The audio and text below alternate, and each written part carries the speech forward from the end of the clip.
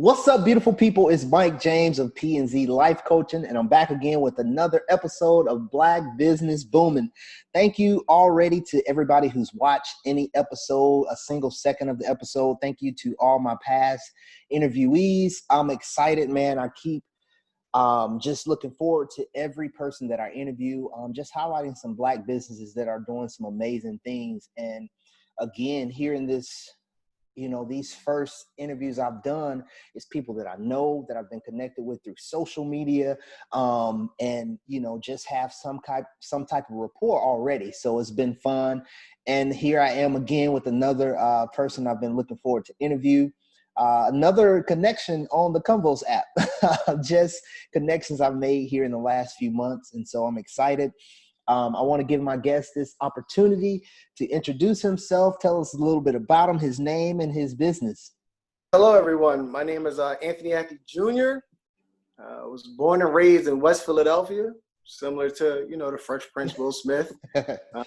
Came up in West Philadelphia, learned a lot about, life. Going from there, I decided to go to college for engineering. Going from there, became an entrepreneur.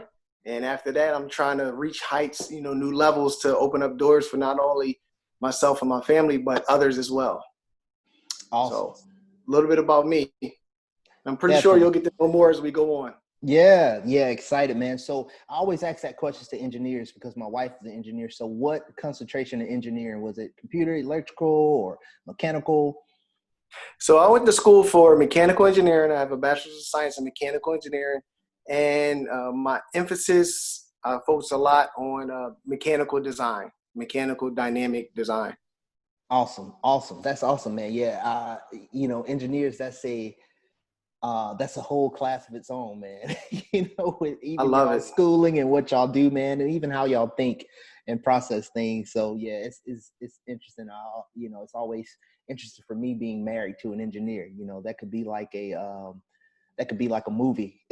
I'm married to an engineer. So Anthony, tell us the name of your business and like when you started that business and what inspired you to do so.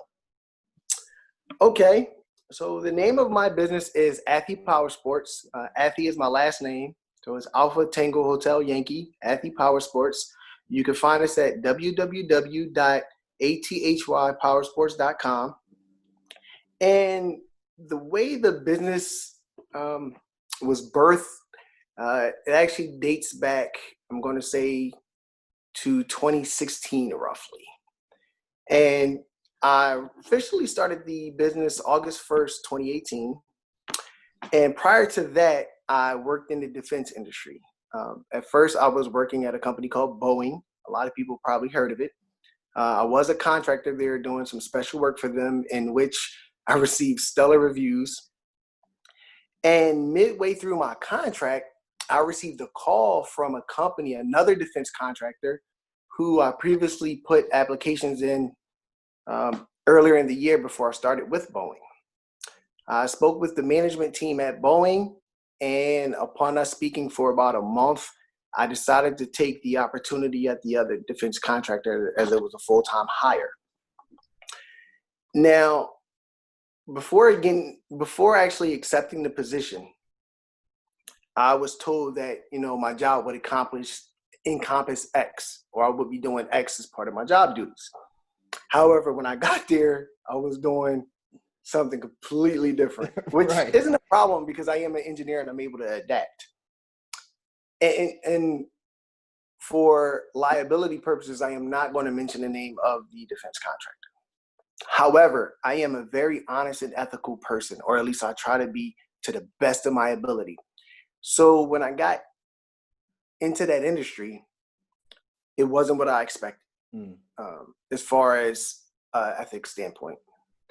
So I reached out to a friend who was high up in management at a different defense contractor.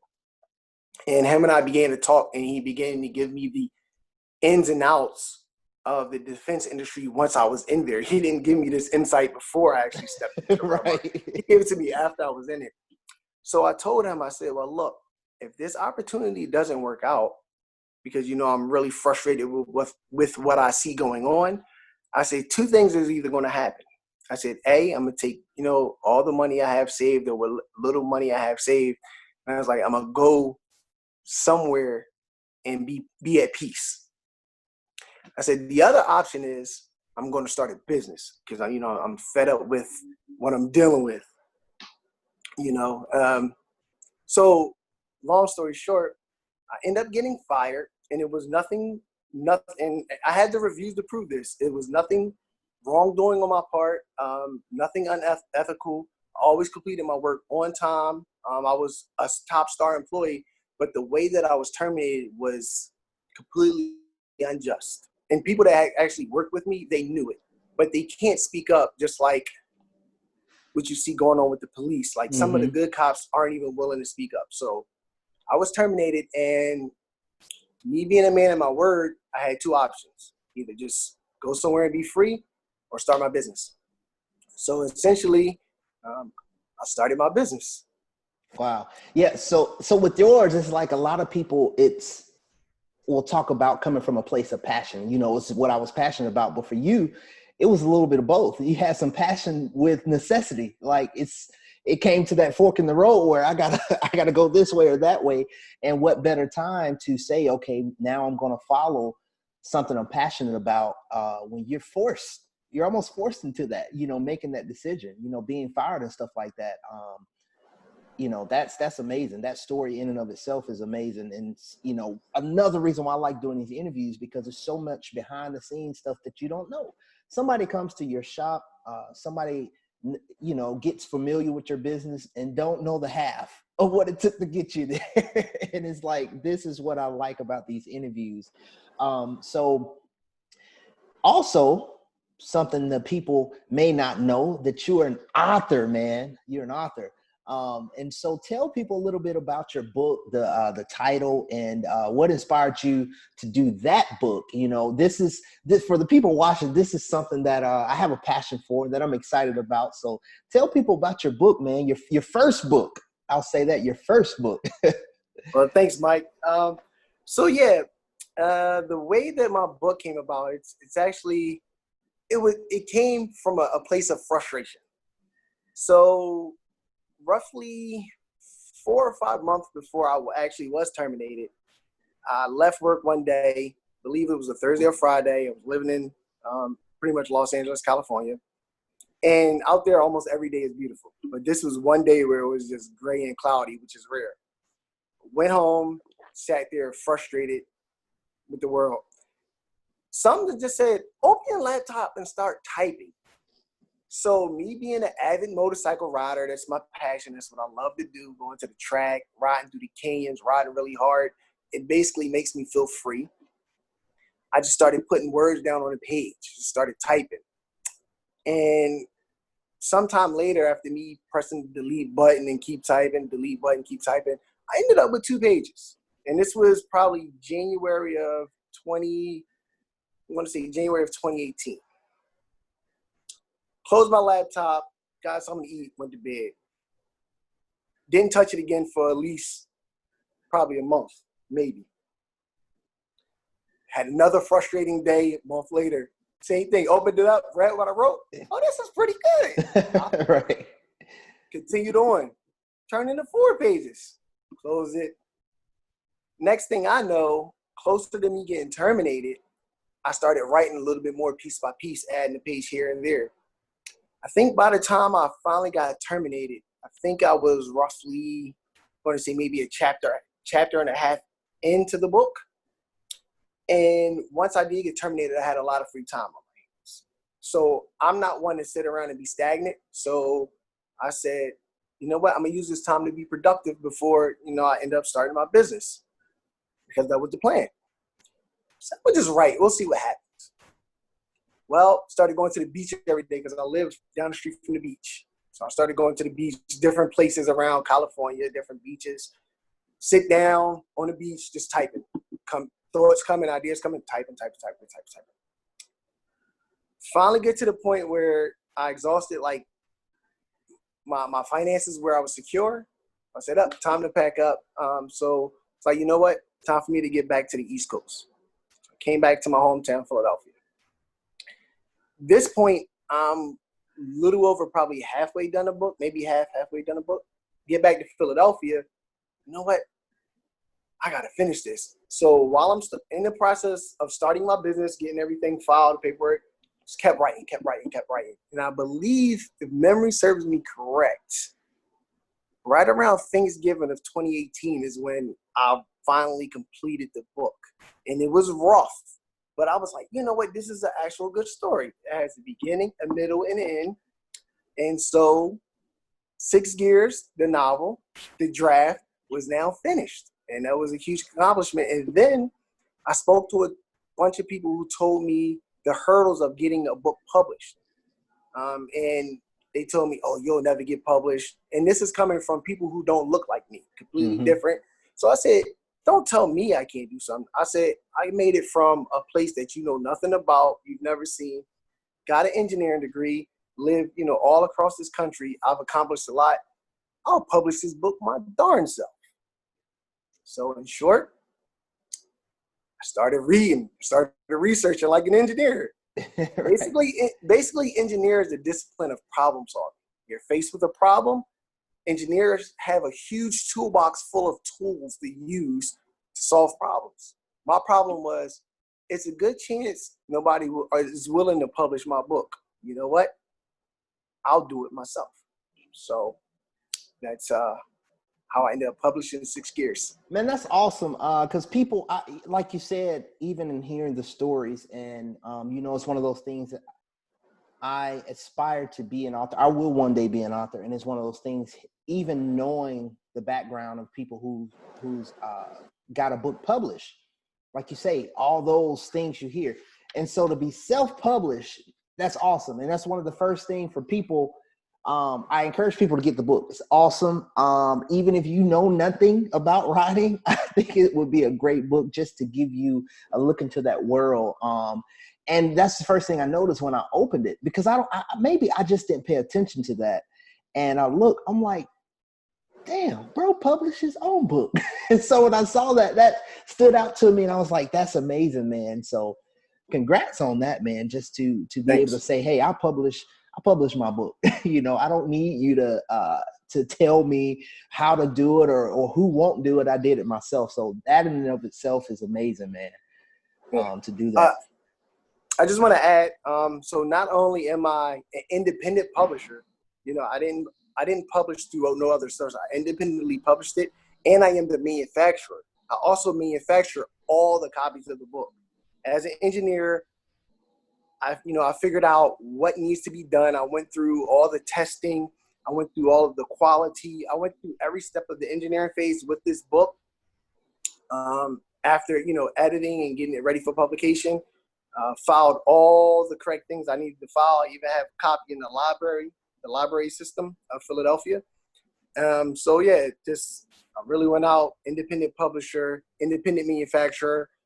Every paperback book, every digital copy is all made in-house. Nice. That's huge, man. That's huge. And I think the weight of that, to be able to say that statement, because you've done it. But for people who don't know, man, that is huge.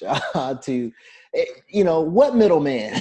There is no middleman. It's all you. So that's dope, man. So going back to, we'll come back to the book as well, but going back to the business. So Athi Power Sports, like what were one of the most challenging, or some of the challenging things that happened in terms of just getting your business set up or starting out? What was one of the biggest challenges that you faced, or some of the challenges in getting started? So my main challenge, and yet it's still a challenge till this day, because essentially my company is centered around engineering. So I need a lot of tools, expensive tools, to get my business where it needs to be, as well as my new facility built.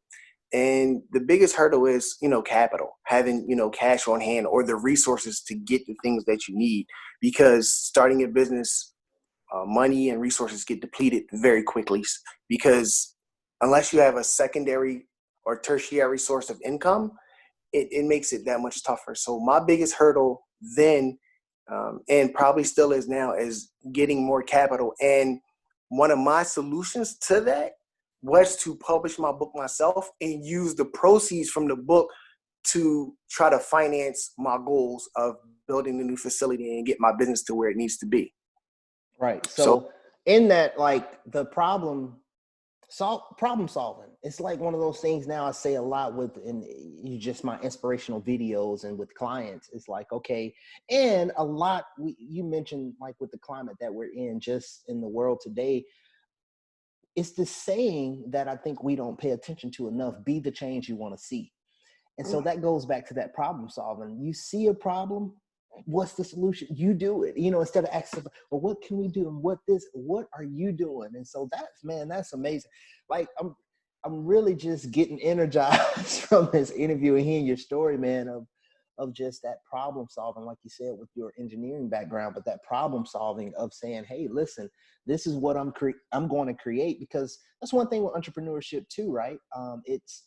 I say it all the time in interviews, or when I'm doing these interviews, is like, entrepreneurship is a trendy topic right now, but it's not for everybody, so it takes people who are going to make it happen when things are looking a little bit tough, or hey, the income's not coming in here, I'm going to make sure I have something else. So, man, that's awesome. So in now getting your business started, you talked a little bit about just having that capital to do things. In running your business, what are some of the day-to-day challenges that you face in just being an entrepreneur or in the business in general? And essentially the day-to-day challenges are the same as the initial challenges. And that boils down to resources. So being as though my business focuses on engineering, maintenance, and customization of power sports, things such as motorcycles, ATVs, dirt bikes, basically fun toys that we love,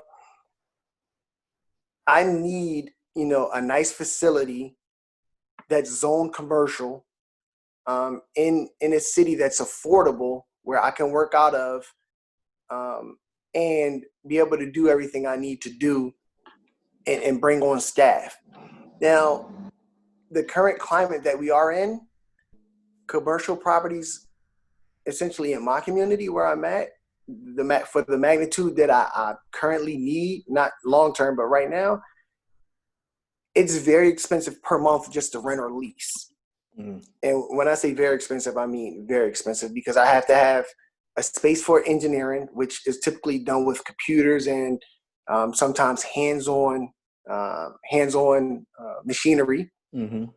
as well as I need workspace for, the power sports lifts, a lathe, a mill, a CNC machine. I need space for all that. So for me to lease a space like that, it gets very, very expensive. Yeah. And I don't yet have that type of capital or income, but I am working toward it. So that's one of the major hurdles that I'm dealing with currently. Yeah. Because, essentially right now, the way I work is I try to work mobile if I can. I have a truck, and I am able to use my truck. I actually had 2 business trucks, but I'm able to use my truck to transport vehicles, take them to, an isolated garage, work on them, and then take them back. But that's not always as feasible as I would like. And other times I can work in my personal garage. So, but it's a trade-off, but you have to do what you have to do to survive. Yeah, definitely. And again, it goes back to that. One of the biggest things I think in entrepreneurship is being able to problem solve. And that's one of the things, like you said, surviving. And right now we're in a time in 2020 where you got to be a survivor, because nothing is expected. Nobody wrote COVID-19 in their business plans, or nobody not wrote at all quarantine for 4 or 5 months in their business plans. So yeah, I love that. So if let's flip that a little bit. We talk about the challenges even of getting started in the day-to-day.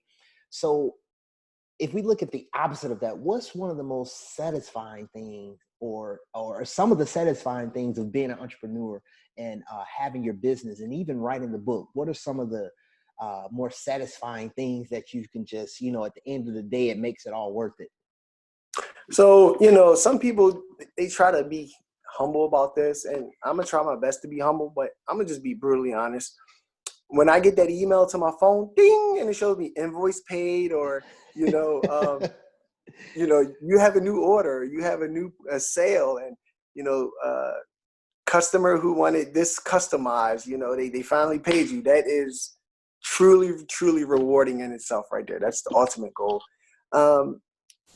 Another thing is, some days when you are ready to throw in the towel, which I am not a quitter, you'll just get like a random customer that you did not see coming, and their little bit of service, or what they provide, just makes you like keep going. Like, I can do this. Don't give up. Keep going. So that's the rewarding part. And then you meet people, such as I'm speaking with you, and you tell them all about your business, and they get excited, and they're like, oh, I'm not a rider, or, I am a rider. And when I get the resources and the means, I want you to do this, this, and this if you can. And, that's rewarding in itself too, to talk to people about, my passion. So definitely. Yeah. Yeah. I so agree with that. The first part you said for sure, because it's nothing like those emails, man, or that return invoice paid, or like you said, someone who you just did not expect. And that's why I tell people it's always important to just keep putting what you do out there. Keep going, keep doing stuff, because especially in the, I guess, beginning stages, we always wonder about that traction, from our circle. And a lot of times that's family and friends. And sometimes they may be the last to support, but it's keep going, because you never know when that random person is going to contact you. So yeah, I felt you 100% when you said that. Is getting those emails, and just that person who reaches out and say, hey, I saw that you never seen like a post, respond, or anything like that, but just reach out to you randomly and say, hey, I saw this and that, and I just want to know more. And it's like, okay, it's somebody's paying attention. So yeah, I definitely agree with that. So in thinking about the people who are either on the fence, or they're just right there at the gate, right there at the starting line of wanting to jump into entrepreneurship or thinking about it, what would be some advice that you would give someone that is on the verge of starting a business, or they're just on the fence but they don't really know? What would be some advice for someone who is new to the business world or entrepreneurship? Ooh, Big question. so much I want to give. Don't think it's enough time. First thing I'm going to say is, maybe they might want to take up a physical activity, or, something in the realm of like physical contact sports, whether it be rugby, boxing, football. Take up something where, when you get really frustrated, or even the gym, going to lift weights, take up something that when you get really frustrated, you can go to that outlet and let out all your anger and frustration. Because it's a good chance, unless you were born with a nice amount of capital cash flow and you have the resources, it's a good chance you're going to have a lot of frustrated morning, days, noon, night, and it's going to drive you to the brink of just wanting to run your fist through something. Right. This is just me being honest. People can take it how they want. So I say take out something, even bike ride, just something where you can release all that frustration and energy. I'm going to give this advice, even though I follow it myself, but at times it is extremely hard. People say, keep going, don't quit, don't give up, keep going, don't quit, don't give up. And I'm going to pass that same advice off to the next man or woman, because I have yet to fully reach the goals that I set out to achieve. But if enough people keep telling me, keep going, don't quit, keep going, don't quit, and myself in here, I'm not a quitter, I'm going to do everything I need to do within reason to achieve those goals. And I want to pass that message off to the next person, so that they don't give up too soon. Along with that, I would say definitely plan.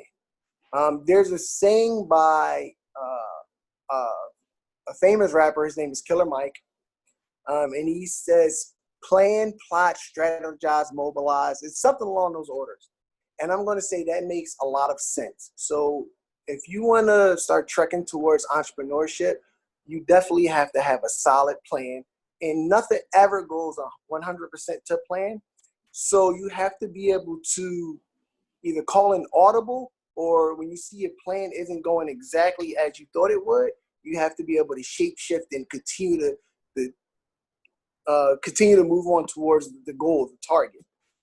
That's just some of the surface level things I would tell people, encouraging them if they're thinking about moving into entrepreneurship. Yeah. And definitely, if you can, use whatever resources you can, friends, family, money, and try not to go into debt. If you can, keep your debt to a minimum, but try to keep everything under your name. Try to keep everything equitable and not have tons of liability under your belt. So that's what I'll tell people. Man, yeah, I was just gonna say that's awesome, solid, and some gems that maybe hasn't come out in previous interviews. All good stuff, man. That, like you said, that answer could be a lot longer, but those points you gave are huge, and I think everybody would tell someone getting into it to, hey, just keep going. But it's also the warnings, make sure you plan and be flexible. And also that last one that you dropped is huge as well, avoiding debt as much as possible, and making sure that you're profitable, just having that in the plans as well. So, man, great advice. Thank you for that.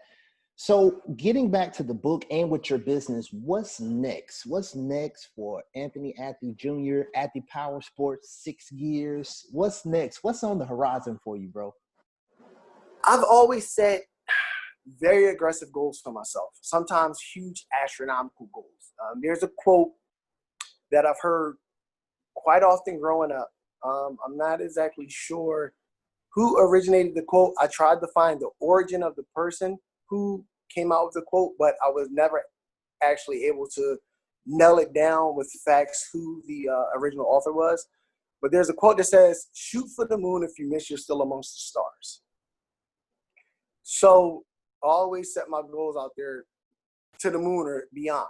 Mm-hmm. And, I go and achieve them. So short term right now, I have 6 Gears GP Shift about to be published in the short term, probably within the next month or two, somewhere around there. So that is the sequel to 6 Gears, and I plan on having that published. So 2 books out there. With the proceeds from that, I plan to buy more apparatus and machinery for my business, which I so desperately need right now. I have plans in my budget depending on how well, because COVID did affect us. So the last 3 months is like, that really hurt us. Mm-hmm. But I have had plans to get a full spec'd out new engineering computer for Athey Power Sports so that I can continue on with my engineering and design, complex engineering, complex design and analysis. So that also is in the plans. If anyone goes to the website, www.athypowersports.com, Athey Power Sports, you'll get to see some of the things that I am planning. We have a rough tentative design for a new facility.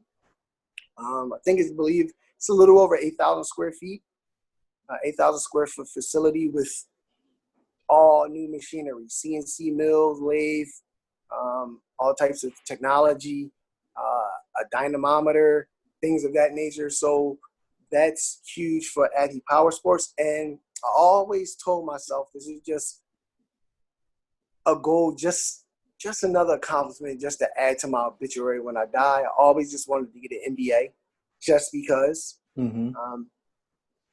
That, and then other than that, long term, I really want to get to a point where I'm in such a position where I'm able to hire good people, and create a work environment that I personally would love to work in. I want people to say, you know what? I love what I do every day, and I would do it even if I wasn't getting paid, but I'm going to still pay them. Like, I want to create that type of environment. And I want my business to grow so well, and I want the foundation to be so strong that when my company's name is mentioned at the Power Sports, I wanted to be able to ring out like, the positivity that comes with some well-known companies who has a positive vibe when their name is mentioned. So that's the long-term goal. And again, I want to give back and be a philanthropist. I want to be so successful in my life, I'm able to help others start their business and show others how to grow and open doors for others. And I don't need to be, compensated monetarily for that. I just want to be in a position where I want to see others succeed and build up our community. So that's the goal. Man, that's awesome. Entrepreneurship, leadership,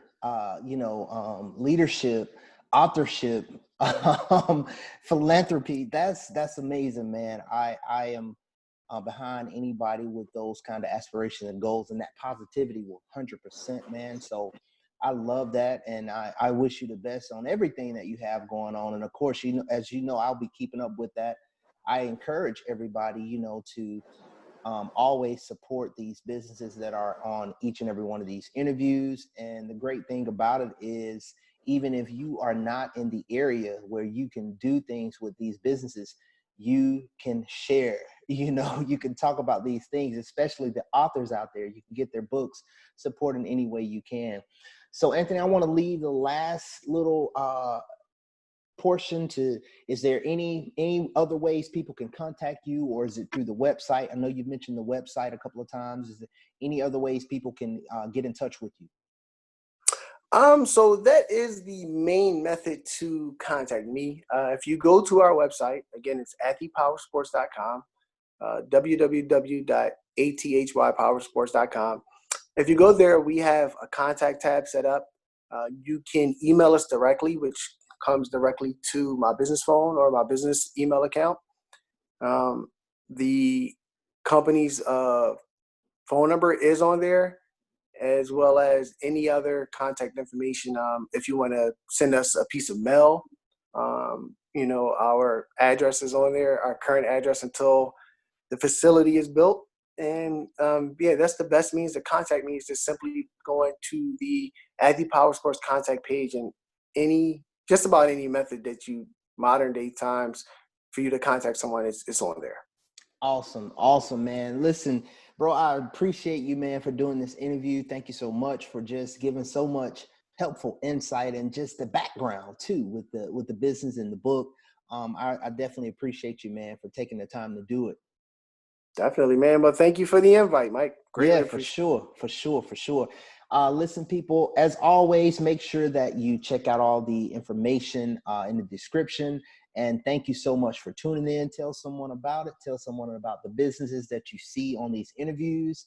And remember to like, share, subscribe, comment. We would love to hear your feedback. And as always, take care. We'll see you on the next episode of Black Business Booming. Peace.